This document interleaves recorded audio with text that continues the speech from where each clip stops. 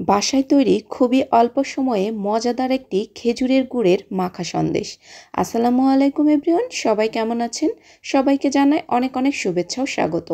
আজকের রেসিপিতে রয়েছে মজাদার একটি সন্দেশের রেসিপি। সন্দেশ তৈরি করার জন্য প্রথমে তৈরি করে নেব ছানাটাকে। তার জন্য এখানে আমি নিয়ে নিয়েছি হাফ লিটার পরিমাণ গরুর দুধ।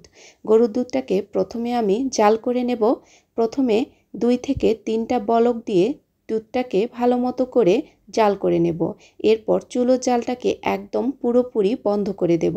এখন এর মধ্যে দিয়ে নিচ্ছি ভিনিগার। আমি আজকে ভিনিগার দিয়ে ছানাটা কেটে নেব। তো এখানে আমি 2 চা চামচ ভিনিগার নিয়েছি আর 1 চা চামচ পানি নিয়েছি। এরপর নাড়তে থাকবো আর অল্প অল্প করে ভিনিগার দিতে থাকবো। পুরোটা একবারে দেব না, অল্প অল্প করে দেব আর নাড়তে থাকবো যতক্ষণ পর্যন্ত না দুধটা থেকে সবুজ পানি বেরিয়ে আসবে।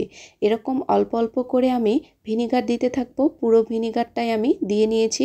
দুধ থেকে সবুজ পানি বেরিয়ে এসেছে। এরকম করে ছানা কেটে নিলে ছানাটা অনেক বেশি সফট হয়। তো আমি এখন ছানাটাকে ঢেলে নেব। একটা বাটির মধ্যে পাতলা সুতি কাপড় বিছিয়ে নিয়েছি। এখন এর মধ্যে পুরো ছানাটাকেই ঢেলে নেব। তো ঢেলে নেওয়া হয়ে গেছে। এখন কাপড়টা থেকে পানিগুলোকে একটু নিংড়িয়ে নেব। এরপর পানিটাকে ফেলে দিয়ে আবার ভালো কিছু পানি নিয়ে ভালো মতো করে ছানাগুলোকে ধুয়ে নিতে হবে। যেহেতু ভিনিগার দিয়ে ছানাটা কেটেছি, টকটক ভাব থাকে, সেজন্য ভালো মতো করে ছানাটাকে ধুয়ে নিয়েছি। এরপর ছানা থেকে সমস্ত পানিটাকে ফেলে দেব। তো ছানাটা একদম ভালো মতো করে পানি নিংড়িয়ে নিয়েছি। এখন আমি ছানাটাকে একটা প্লেটে ঢেলে নেব। এরপর ভালো মতো করে ছানাটাকে হাত দিয়ে মথে নিতে হবে। হাতের তালু দিয়ে ভালো মতো করে ছানাটাকে প্রেস করে করে মেখে নিতে হবে। একদম সফট একটা ছানা তৈরি করে নেব। যতটা সম্ভব ভালো মতো করে হাত দিয়ে মেখে নিতে হবে। তো আমি ভালো মতো করে মেখে একটা বলের মতো করে বানিয়ে নিয়েছি। এখন আমি সন্দেশটা তৈরি করে নেব। আমি চুলায় একটি প্যান বসিয়ে নিয়েছি।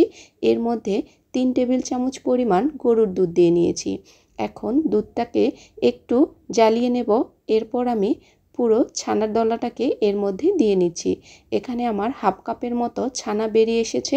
তো এখন দুধের সাথে ভালো মতো করে ছানাটাকে নেড়ে চেড়ে নেব। দেখুন দুধটা কিন্তু একদম ছানাটা টেনে নিয়েছে। এখন এই পর্যায়ে দিয়ে নেব খেজুরের লালি গুড়। এখানে আমি 2 টেবিল চামচ পরিমাণ খেজুরের গুড় দিয়েছি। গুড় দেওয়ার পরে ছানাটা আবার কিছুটা নরম হয়ে যাবে। এতে ভয় পাওয়ার কিছু নেই। আস্তে আস্তে জাল করতে করতেই কিন্তু এটা অনেকটা ঘন হয়ে যাবে। এই পর্যায়ে আমি আরও 1 টেবিল চামচ পরিমাণ দুধ দিয়ে নিচ্ছি। তো লিকুইড দুধটা আমি সবার লাস্টে আরও 1 চা চামচ পরিমাণ অ্যাড করে দিয়েছি। এখন দিয়ে নেব আরও 1 চা চামচ খেজুরের লালি গুড়। সর্বমোট আমি এখানে 4 টেবিল চামচ পরিমাণ দুধ ব্যবহার করেছি হাফ কাপ ছানার জন্য। গুড়ের পরিমাণ কম বেশি দেওয়া যাবে, কারণ মিষ্টি অনেকেই কম বেশি খায়।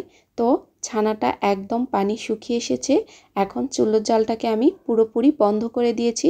এরপর একটা প্লেটের মধ্যে আমি সবগুলো সন্দেশকে উঠিয়ে নেব।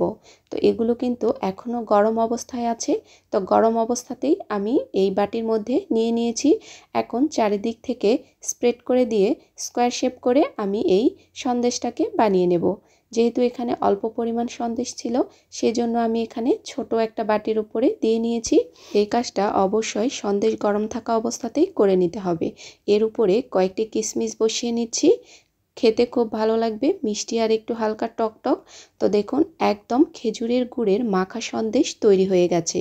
আর এটা ঠান্ডা হওয়ার পরে আমি আপনাদেরকে কেটে দেখাবো। সন্দেশ একদম সেট হয়ে গেছে। এখন এটা আমি আপনাদেরকে কেটে দেখাবো।